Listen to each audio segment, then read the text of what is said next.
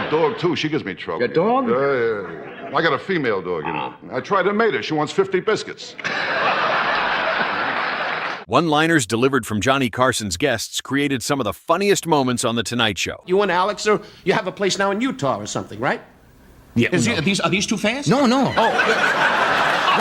you know why they want to dump them. These are the most funny one-liners on Johnny Carson. Rodney Dangerfield's No Respect opening. What a crowd, huh? You know me, I love crowds. I mean, as a kid, my house was always crowded, always people around, you know? You know, I come from a big old-fashioned, hard-working, stupid family. That's what I come from. I was kidding Goulet about the way he dressed. You're always well-dressed. Really. But you know they have colors now, Rodney. They have colors? They have colors now. They have suits and blues and all. They have patterns and suits. They come up with a lot of things the last few years. I didn't know that. Yes. I didn't know that. Hey, your mustache is going along good. Oh, yeah, good. Yeah, I broke up with a girl once. She wanted me to grow a mustache. Oh? Yeah, I told her, must we do everything together? Rodney walks out already looking defeated, tugging at his tie like the whole world has insulted him before reaching the microphone. Don Rickles roasts everybody. I try to do one show for a long time rather than 6 or 7 like you for a month or two and then...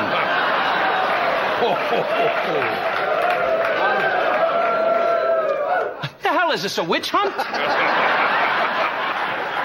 I'm turning on you It's so already. good. You know, I look back. No, you can't get me to turn on you tonight. There's no... Really? How long have you had that? Anyway, you're going to flunk your driving test. You keep doing that. I did. You already flunked it. I forgot that. Okay, pull over, Carson. Sit down, don't you? Rickles treats the room like a shooting gallery with Johnny Ed the band the audience and anyone nearby becoming possible targets. Carson can't keep up with Buddy Hackett's one-liners. You have to know that it's the Jewish Fairfax section. Avenue is a Jewish section, right? Right. And there's a guy walking down Fairfax Avenue one time. He's wearing them high cowboy boots and tight Levi's, just stretched tight as anything across his butt. And a big damn belt buckle on there say he won the damn rodeo. Striped shirt, silver buckles on the collar, big 10-gallon hat, and said to the little Jewish man, he says, "What part of section of this country is this?" The guy looked up and said to him, "Marlboro country, it's not." Buddy sounds like he wandered in from a late-night card table with 10 jokes already waiting. Rodney Dangerfield's problems keep getting worse. I'll tell you the trouble. I'm sorry. No, go ahead. Oh, yeah? I'll tell you the trouble, kids. They play around too young today, kids. That's the problem. Think so? Oh, they play around very young. Yeah. Well, today they got birth control pills shaped like Fred Flintstone, you know. I didn't know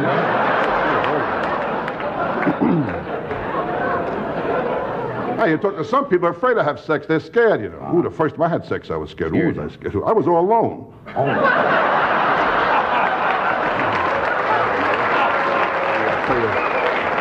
The one-liners don't sit in one category long because he jumps from health to marriage to self-image to bad luck, like every part of his life filed a complaint at once. Buddy Hackett brings Johnny new jokes. I went there for dinner and I saw the result of my wife's work that she did at the house. She do? Yeah, decorated. And it's magnificent, which I knew if I let her practice on my house long enough. She's very good at that, isn't she? Oh, she is now. It cost me everything I've earned. Yeah. Cost Ed most of what he's gonna earn. That's sure.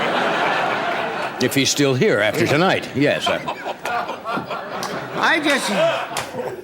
What, did he do something wrong? No, we get in a silly mood sometimes. Oh, you mean because he said about where to put the invitation? No, that doesn't You've bother. been doing a lot of that humor yourself, Oh, you no, know? but I shouldn't do that. Sure, because it's hard to laugh about that. Well, you know. It's a lot cheaper to let your wife be a decorator, I'll tell you that.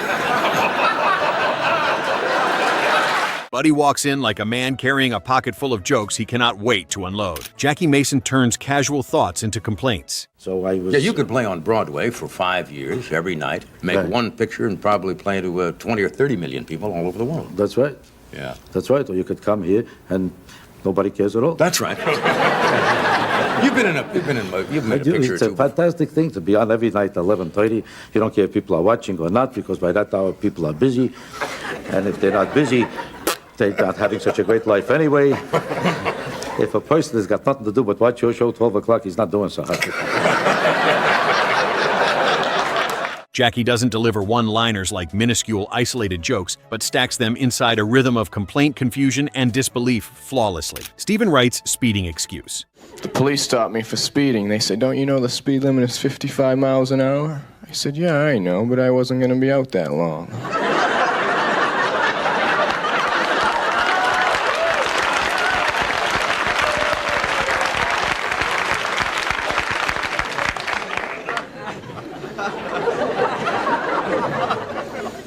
I have a 3-year-old dog. I named him Stay. Wright frames being pulled over as if the officer's question is reasonable, then answers it with a reason that makes no practical sense, but still sounds perfectly sincere. Don Rickles tells a plane passenger to be quiet. 26 years, he always got to jump in, so he was worried about his name on the sign that it don't fade. Sit back, sit back. I'll tell you this. So what did the old Mexican I get gentleman the say? feeling he's on an airplane and he found out the left engine's out. So the guy at the gate said to me, "You're dying. You're not on the card." I said, "Well, just phone the main gate. Hello, main midway. Mr. Rickles, come in. And he stood there for 20 minutes, and finally I had to get out of the car, put on a Mexican hat, and rake his booth.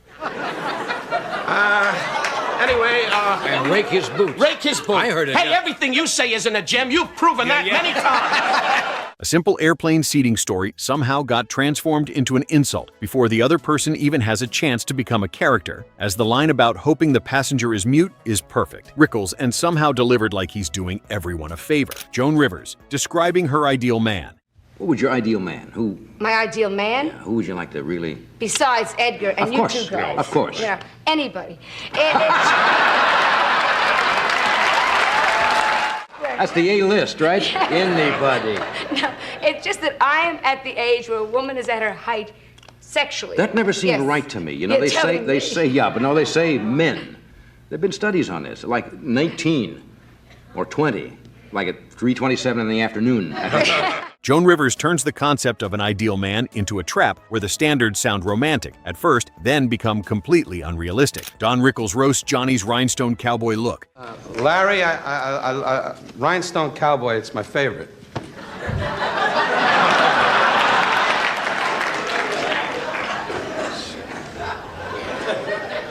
Now go ahead, destroy I'm not destroy going to my destroy version of you. Rhinestone It's fine, Cowboy. but just don't come in my neighborhood. You're going to get a lot of hugs. This is a beautiful outfit. Billy Bob Jack coming out of Shoot 9. Ride him, Billy Bob. Jewish people, we don't go to rodeos. Really? We just sit at home and go. Sell them the stock, huh? So they can... Am I dressed wrong? I got a rodeo cowboy and a guy on a highway alongside me here. I feel like I'm some yo-yo at a state institution. Johnny's outfit gives Don all the ammunition he needs before the conversation even begins, as the Rhinestone Cowboy look turns the host into the target, and Rickles immediately treats Carson's wardrobe like a crime scene. Bob Hope's rapid-fire one-liners. You know, you have all my sponsors there. That audience is so nice. They're still applauding my monologue when you walked out. Sensational. It's funny, you're so loyal. You're wearing your Christmas tie already, huh? That's right. Got Isn't my, that nice? my tie for the network. Very beautiful. You look very sharp tonight. I'd never said a thing like that to you. And I wouldn't say you're... How many flies do you have? No, I was listening with your wife back there. You know, she's so amazed. She didn't know that. She said she prepares your clothes and you only have one.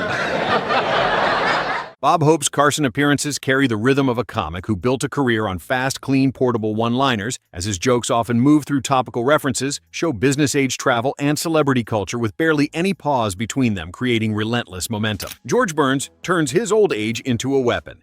I looked lousy. I didn't have any makeup on. See? And then after it was over, he said, "George, that's what we're going to do." I said, "Whatever you're going to do it fast, because what I just saw on television is not going to play Las Vegas." And then they operated, which took about 5 to 6 hours. Now, this is what they had to do. They had to remove a vein. Oh, yeah, from the leg, and they bypassed 3 arteries in your heart. And then they operated. They tell me I was there for about 5 or 6 hours on the table. And then they put me in intensive care, And as soon as I came to, I sang Red Rose Rag. I want to make sure that it was still there, naturally. And then I had a private room, and Jack Benny came every other day to visit me. And I guess he loved the room because he booked it 2 weeks ago for 4 days. George Burns brings a completely different one-liner rhythm to Carson because he doesn't sound rushed, nervous, or hungry for approval, as he lets the age jokes come out with the calm of a man who has heard every possible punchline about getting old. Bob Saget's dirty energy. Just great. It's so wonderful to meet him. He was backstage, and I just kissed up to him royally. He's so... God, it's so neat to meet him. He is one of the last. Yeah. One of the last. One of the best. Good to see you. And you're great, too. Well. But I've kissed up so many times. You are kissing up. In fact, I have Is that your new resolution, to kiss up this year? That's it. Just totally kiss up and deduct everything. What do you got here? This is actually a gift, kind of. I was in Sacramento in kind of a store that has like old artifacts from, not old, excuse me, artifacts from, I don't know, the past. No, wait a minute. Bob Saget's Carson set plays differently now because viewers know how wild his later club persona could be. But this appearance keeps things inside usual NBC television boundaries. He still manages to sneak in that restless Saget weirdness through rapid little one-liners and nervous turns. His joke material moves quickly and all over the place, covering several different topics and people. And his face often looks like the line he just said to Carson, and the crowd even surprised himself. Johnny's stage forces him to be cleaner than his normal reputation, which makes the tension underneath both celebrities during the performance a lot more interesting and a rare sight to look at. Bob Euchre was doing sit-ups in the womb. I hope you understand by that introduction, I don't know if you heard it, I did not mean to demean your career, because just playing in the majors, of all the thousands and tens of thousands of youngsters who want to play baseball, the major leagues are the ultimate goal, right? Well, and I was one of the unfortunate 10,000 that made it, John. I think that was the one thing that, if anything, hurt me in my career, was making the major leagues. Bob Euchre's womb joke is a perfect example of how he made self-mockery sound like sports mythology gone wrong, as he talks like an athlete building a heroic origin story, then reveals an image so stupid it undercuts the whole idea. Euchre speaks the line with the confidence of a man who's already accepted that his baseball career is funnier than it is impressive, displaying his self-awareness. Johnny giggles, given that Euchre has the rhythm of a player who knows exactly how to turn failure into bragging, making defeat sound ambitious. The joke also fits his whole Mr. Baseball persona, where every great sports cliché gets turned into evidence against him creating consistent character. The visual of an unborn Euchre training like a desperate athlete is ridiculous before the punchline even settles, making preparation seem pathetic. He makes athletic ambition sound doomed at the earliest possible stage of life, turning dedication into raw comedy. George Carlin's life analogy. Carlin's 1986. And Johnny, I did it again. I went into the commissary. I ate the commissary. You know, last time, what did I have the last time was the breast of hyena, which was great. This time, they've got a new little gourmet section. I don't know if you're aware, but it's a gourmet section, and the maitre d' Ulrich was very nice. He gave me a little of everything. I had a little, first I had the rack of weasel, very good. Carson routine includes the kind of clean observational turn that sounds simple until it starts rearranging how you hear ordinary language. As he compares life to an old 5 and 10 cent store setup, he uses a tiny retail image to frame a much bigger joke about what people want and what they actually get, creating philosophy from commerce. The line feels different from a normal punchline because Carlin isn't begging for a laugh. He's making a miniature argument and letting the audience catch the trap. Johnny's room reacts to the precision because the joke lands through wording more than volume, showing Carlin's verbal craftsmanship. His delivery is calm enough that the idea almost sounds like a real philosophy lecture for a second before the absurdity opens up. The audience realizes he has reduced life itself to a cheap store transaction, making profound concepts feel mundane. Carlin takes something grand and emotional and shrinks it down to a counter, a clerk, and a bag, demonstrating his genius. Joan Rivers explains what men really want. See, the 60s, they liked this. They liked rounder women. You know what I'm saying? I guess at that time, yeah. Think about it. Marilyn Monroe was very round. Very much more curvaceous than what they have now. Yeah, a little most like the Gibson girl. If you remember what the Gibson girls were like in the... Well, Freddie knows. They were in the 1880s. There's a thing then called the Gibson girl, where everything was cinched in with the waist cincher and very full in the... And it's coming back a little bit now. Christy Brinkley now is a little fuller body. What do you got? She's beautiful. You like that look? I'd love to look like her. Really? But not upstate. I mean, there's nothing going on. Nothing up.